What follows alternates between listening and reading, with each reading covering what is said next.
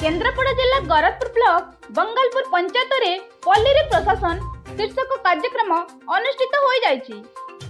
एही कार्यक्रम को बंगालपुर पंचायतर सरपंच अमिय जेना, समिति सभ्य महेश्वत सामल उपस्थिति रे पाटकुरा विधायक प्रतिनिधि संजय अग्रवाल और बीडीओ रंजित मल्लिक आनुष्ठानिक भावे नाली फीता काटी उद्घाटन करथिले।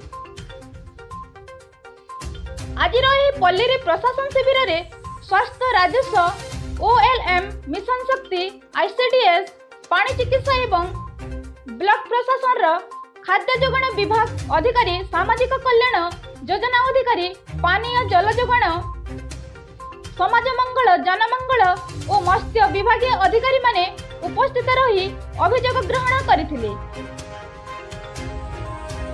गरजपुर अतिरिक्त तहसीलदार मोहम्मद फरवाज आज रही शिविर रे जोगदे राजस्व विभाग विभिन्न अभियोग शुणिबा सहित गरजपुर राजस्व सर्कल अंचल 20टी म्यूटेशन केस गुड़िकर फैसला खतियान प्रदान करथिले। आजिर पल्ली रे प्रशासन कार्यक्रम रे विशेष करी पक्का गृह निर्माण, राशन कार्ड और पानीय जल जोगाण उपरे अभियोग करथिले।